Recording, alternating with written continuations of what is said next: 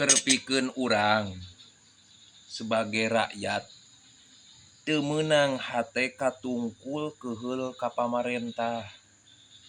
Goreng eta teh euy. Rugi ka urang jadi dosa heueuh, robah moal menjadi pamarentah teh. Tapi ka digogoreng ku urang teh.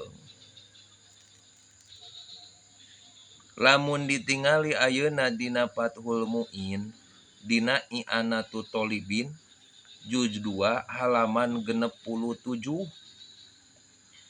aya ge kieu yeuh kerpikeun urang mah yusanu addu'a'u lahum ae libaqiyatihim liqaulihi sallallahu alaihi wasallam.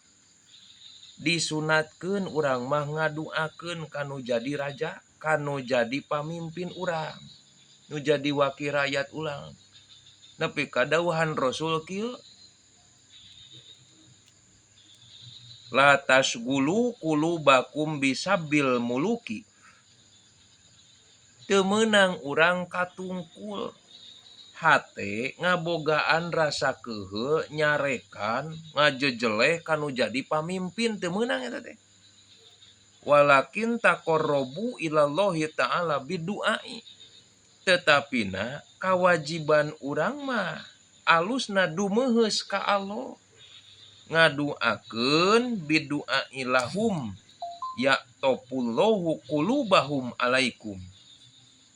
Ngadua be urang mah ka Allah kerpikeun nu jadi pamimpin urang.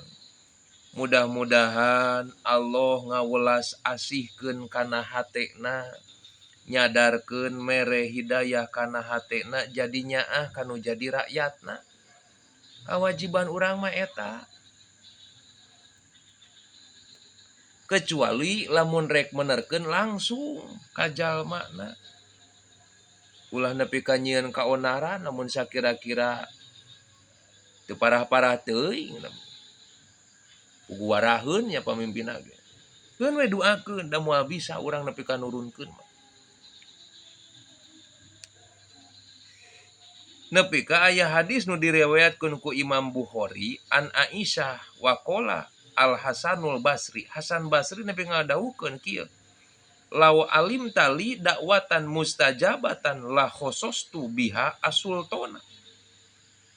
Lamun teh mah nyaho maneh teh pikeun kaula teh aya doa anu mustajab, maka yakin da kaula mah rek ngahususkeun doa kaula mah keur pikeun para pamimpin. Fa inna khairahu amun wa khairu ghairihi khosun.